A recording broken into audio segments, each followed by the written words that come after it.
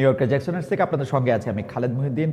দীর্ঘদিন পরে বাংলাদেশে সত্যিকার একটি নির্বাচনের মুখোমুখি পুরো বাংলাদেশের জনগণ। কারা ক্ষমতায় আসছেন, কারা ক্ষমতায় আসছেন না তা নিয়ে যেমন আলোচনা চলছে, তেমনি চলছে জরিপ, তেমনি পাশাপাশি এটিও চিন্তা করা হচ্ছে যে এই যে এক মাসের বা এক মাসের ঠিক এক মাস সময় আছে, সেই এক মাসের মধ্যে কতটা নিরাপদ থাকবে বাংলাদেশ, ভোটের দিনেও আসলে কি হবে, নির্বাচন পরিচালনা কমিটি বা নির্বাচন যারা পরিচালনা করছেন তারাও কিভাবে আসলে এই নির্বাচনটা কি দেখছেন, এসব নিয়ে কথা বলার জন্য আমাদের সঙ্গে আজ রয়েছেন সংগঠক জনাব সার্জিস আলমের। জনাব সার্জিস আলম আমাদের সাথে কথা হয়েছে কিছুক্ষণ আগে, তিনি আমাদের সাথে যুক্ত হবেন সেটাও জানিয়েছেন।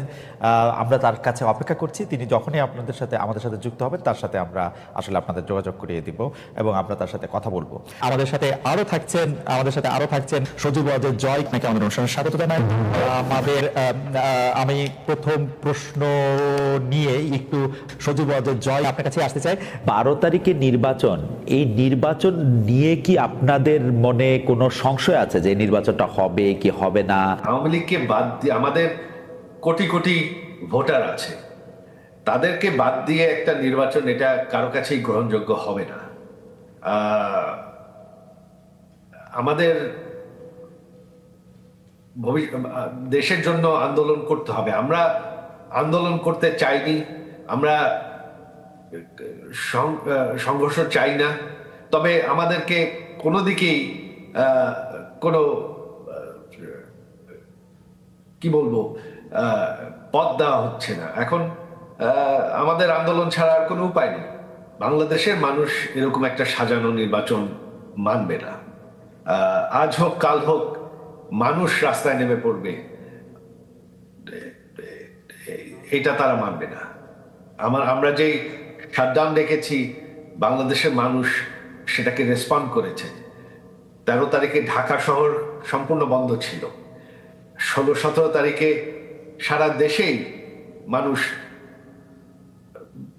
বন্ধ রেখেছে। তিনি মানতে রাজি না।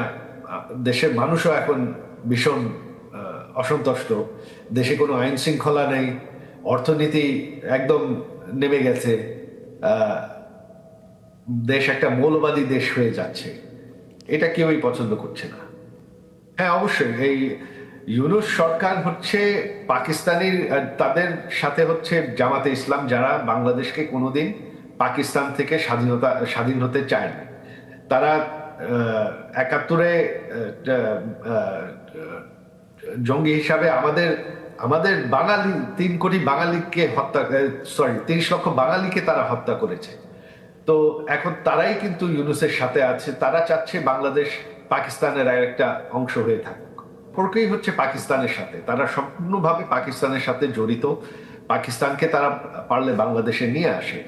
জামাতে ইসলাম হচ্ছে ইউনূসের মেইন ব্যাকার, তারাই হচ্ছে ইউনূসের মূল শক্তি। আর তারা বাংলাদেশকে পাকিস্তানে পরিণত করতে চায়।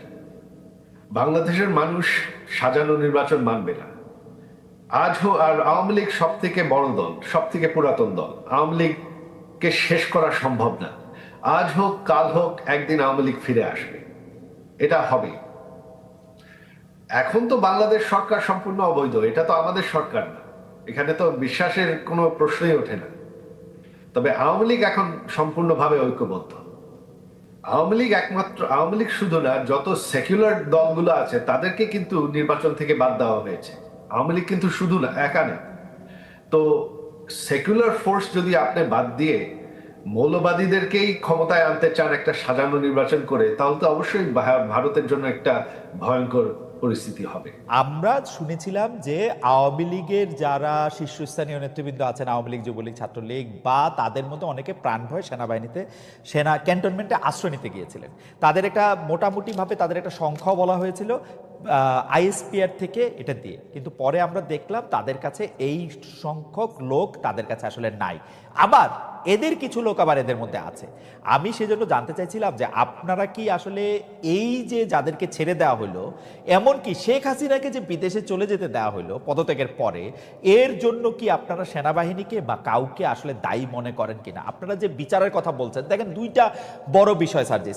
একটা হচ্ছে যে এই আওয়ামী লীগের এই অন্যায় অত্যাচার, হত্যা, গুম, খুন, 15 বছরের গণতন্ত্রহীনতা, সব প্রতিষ্ঠান ধ্বংস করা, এগুলির জন্য যে শাস্তির দাবি, সেই শাস্তি যে না হওয়া, সেই বিচার কাজ যে শুরু না হওয়া, সেটার জন্য আপনি আসলে কারে দায়ী করবেন? এখন তো আপনারা ক্ষমতায়, আপনাদের পছন্দের সরকার ক্ষমতায়, তাই না? দ্বিতীয় কথা হচ্ছে যে এই জুলাই আগস্টে যারা শহীদ হয়েছেন, সেই শহীদদের মধ্যে থেকে যারা আহত হয়েছেন তাদের চিকিৎসার জন্য, তাদের টাকা পয়সা দেওয়ার জন্য যে সরকারের, আমি কোট আনকোট ব্যর্থতা বলতেছি, সেইটার জন্য আপনি আসলে কাকে দায়ী করবেন? আপনি নিজেও আপনি দেখেন যে জুলাই স্মৃতি ফাউন্ডেশনের সাধারণ সম্পাদকের দায়িত্বে আপনি আর থাকলেন না। কারণ হচ্ছে যে এই পুরো ব্যাপারটা যদি আপনি বলেন, যেই দুইটা বিষয় নিয়ে আপনি আসলে দায়ী করতেছেন, যে আওয়ামী লীগের বিচার হচ্ছে না, শহীদদের বা আহতদের পাচ্ছে না, তার জন্য আপনি দায়ীটা করবেন কারে আসলে, নিজেরা ছাড়া? দেখুন, এই জায়গায় হচ্ছে না, যেখানে আমার নিজের দায় আছে, আমার নিজের দায়ও সেখানে স্বীকার করতে কোনো সমস্যা নেই। কিন্তু সবচেয়ে বড় কথা হচ্ছে, আমরা আমাদের জায়গা থেকে যে জিনিসটা মনে হয়েছে সেটা হচ্ছে, বর্তমানে অন্তর্বর্তীকালীন সরকারে খুব স্বাভাবিকভাবে যখন এখানে উপদেষ্টা নির্ধারণ করা হয়, বিভিন্ন দলের মতে, বিভিন্ন স্টেক হোল্ডারের সাজেশন নেওয়া হয়, সবাই সবার জায়গা থেকে এই যে মানুষগুলোর নাম সাজেশন করেছিল যারা এখন রয়েছে উপদেষ্টা পরিষদে, সবাইকে হয়তো এরকম মনে করা হয়েছিল যে এই মানুষগুলো তাদের জায়গায় স্ব কর্মক্ষেত্রে এই মানুষগুলো ভালো এবং তাদেরকে এখানে সাজেস্ট করা হয়। কিন্তু আমার জায়গা থেকে, আমার ব্যক্তিগত জায়গা থেকে মনে হচ্ছে এখন যারা আমাদের এই জায়গায় উপদেষ্টা পরিষদে রয়েছেন, অনেকের ক্ষেত্রে এই জিনিসটা খাটে। তারা হয়তো মনে করছেন যে বাংলাদেশের যে মানুষ যারা রয়েছে তারা হয়তো হয় তাদের মতোই সবাই ভালো, না হয় তারা মনে করছেন যে এই মানুষগুলো খুব দ্রুত ভালো হয়ে যাবে, একটা সুযোগ দিয়ে দেখি।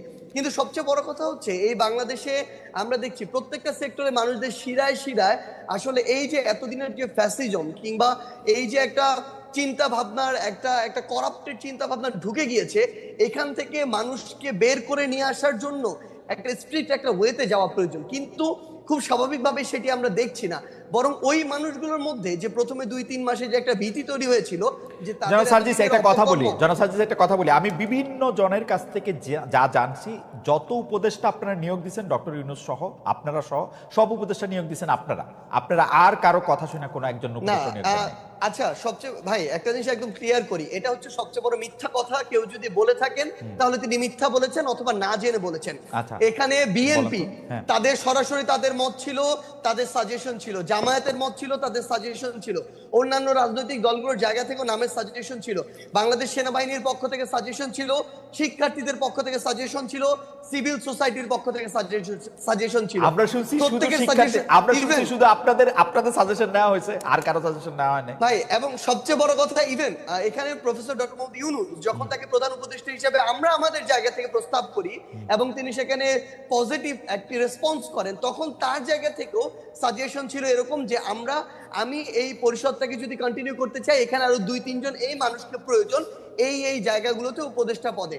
সো এখানে প্রায় 5 থেকে 6টি স্টেক হোল্ডারের সরাসরি অংশগ্রহণ ছিল, সরাসরি তাদের সাজেস্ট করা যে উপদেষ্টারা তারা এখন রয়েছেন। কেউ যদি এটা স্বীকার করতে না চান, অবশ্যই এটা সৎ সাহসের তাদের অভাব। এখন যদি এই কথাটি বলি যে এখানে যে জিনিসটা আমরা আমাদের জায়গা থেকে দেখতে পাচ্ছি, সরকারের আসলে অনেক উপদেষ্টার নর্মাল সময়ে যেরকম একজন মন্ত্রী অ্যাক্টিভলি এখানে পার্টিসিপেট করার কথা, গার্ডস দিয়ে বোল্ডনেস শো করে কাজ করার কথা, অনেক উপদেষ্টার ভিতরে আমরা এখন সেটা দেখতে পাচ্ছি না। তারা গতানুগতিক তাদের যে অফিস ওয়ার্ক, সেই অফিস ওয়ার্কগুলো তারা তাদের জায়গা থেকে করছেন। সো আমাদের জায়গা থেকে মনে হচ্ছে যে যেভাবে এরকম একটি করাপ্টেড আমলাতন্ত্র এতদিন ধরে চলেছে বা করাপ্টেড করা হয়েছে, সেই আমলাতন্ত্রকে ব্যবহার করে যখন তাদের মতো করে গতানুগতিক একটি মন্ত্রণালয় চলবে, সেটা থেকে কাঙ্ক্ষিত আউটপুট কখনো পাওয়া সম্ভব নয়। এই বিষয়টি আমরা এখন আমাদের জায়গা থেকে দেখছি। এই যে বিচারিক যে প্রক্রিয়াটি, আপনি সেনাবাহিনীর এখানে ক্যান্টনমেন্টে প্রায় 6 শতাধিক বিভিন্ন মানুষজন তাদের আত্মগোপনে থাকার কথা যেটি বলছেন, আমরা আমাদের জায়গা থেকে বৈষম্য বিরোধী ছাত্র আন্দোলন প্ল্যাটফর্ম, জাতীয় নাগরিক কমিটি প্ল্যাটফর্ম, এই জায়গা থেকে আমরা সরকারকে পুশ করেছি। আমাদের যারা ছাত্র উপদেষ্টা 3 জন রয়েছে সরকারের, তাদেরকে বলেছি, তারা তাদের জায়গা থেকে সরকারকে বলেছে, সেনাবাহিনীকে বলেছে। সেই জায়গায় সেনাবাহিনী একটা রিপোর্টও দিয়েছে। শেষ করে একটু, সেই রিপোর্টে যেটি দেখানো হয়েছে যে রাজনীতিবিদ যারা ছিল তাদের সংখ্যাটা বেশ কম, ইভেন এটা 100-রও নিচে, তারা বলছেন অ্যারাউন্ড 50-এর মতো। এবং এই জায়গাটার সংখ্যাটা সবচেয়ে বেশি হচ্ছে কিছু পুলিশ কর্মকর্তা, কিছু আমলাতন্ত্রের কিছু আমলা, তারা তাদের পরিবার সহ ওই বিভিন্ন বাড়িগুলোতে তাদের আত্মীয় স্বজন বাসায় আশ্রয় নিয়েছিলেন। এবং সবচেয়ে বড় সংখ্যাটা হচ্ছে আমলা এবং পুলিশ, যারা এই হত্যাযজ্ঞের সাথে সরাসরি জড়িত ছিলেন, যারা ওই আমলাতন্ত্রে বসে শেখ হাসিনাকে সার্ভ করেছেন। সেই জায়গায় এখন সবচেয়ে বড় যে সমস্যাটি হচ্ছে, তারা কিছুদিন আত্মগোপনে বা কাজে ঠিকমতো অংশগ্রহণ না করে এখন বিভিন্ন ফর্মে আবার অংশগ্রহণ করছেন, কিন্তু সরকারের জায়গায় যে একটি স্ট্রিক্ট হয়ে যে একটি ব্যবস্থা নেওয়ার যে প্রক্রিয়াটি, সেটি আমাদের জায়গা থেকে আমরা দেখছি না। বরং আমরা যেটি দেখছি যে ওই আমলাতান্ত্রিক যে বিচারিক প্রক্রিয়া, ওই জায়গায় সরকার এখন ঢুকে সেই প্রসেসের মধ্যে দিয়ে যাচ্ছে। জনাব সার্জিস, আপনি তো আসলে বাংলাদেশে এবং আপনি বাংলাদেশের মোটামুটি 5 জন গুরুত্বপূর্ণ লোকের একজন, আপনি ভালো বলতে পারবেন।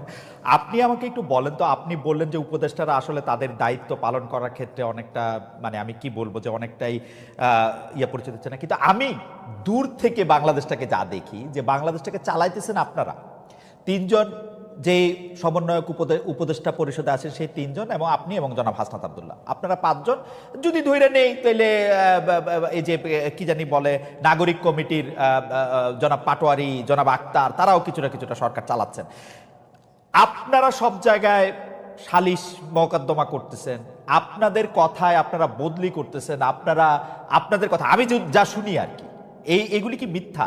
মানে উপদেষ্টাদের মধ্যেও অনেকে এইটি দেখতেছেন যে আপনারা যেটা বলতেছেন, আপনারা যেদিকে যাইতেছেন দেশটা সেদিকেই যাচ্ছে। ব্যাপারটা এরকম না? মানে আমরা জাস্ট আপনাকে একটা জিনিস বলি ভাই, হ্যাঁ। মানে এই মুহূর্তে সবচেয়ে বড় সমস্যাটা যে জায়গাটাতে হয়েছে সেটা হইতেছে এই আমরা আসলে এই অভ্যুত্থানের সামনের সারিতে থাকার কারণে মানুষের এক্সপেকটেশনের কেন্দ্রবিন্দু হয়ে গেছে অল্প কিছু মানুষ, এবং এই জায়গাটাতে আমাদের এঙ্গেজমেন্টের জায়গা, যেমন আজকে যদি দেখেন আমার শহীদ পরিবার আজকে তাদের দ্রুত বিচারিক এই প্রক্রিয়ার জন্য তারা শাহবাগে আজকে অবস্থান করলো। এই শহীদ পরিবারের সাথে আমাদের গিয়ে কথা বলতে হয়, তাদের হয়ে কথা বলতে হয় দ্রুত যেন বিচারিক প্রক্রিয়াটা, অর্থাৎ সরকারের একটা অংশ হয়ে আমাদেরকে আবার এই মানুষগুলো লং টার্ম সাস্টেইনের জন্য বাংলাদেশের এই যে মানুষগুলো তরুণ প্রজন্ম যারা নতুন করে চিন্তা করছে, স্বপ্ন দেখছে, এই অভ্যুত্থানের স্পিরিটটাকে আমরা যদি ধারণ করতে চাই, আমাদের ওইরকম একটা পলিটিক্যাল প্ল্যাটফর্ম প্রয়োজন যেটা থেকে আমরা নতুন করে এই স্বপ্নটা ক্যারি করা আমাদের বেশ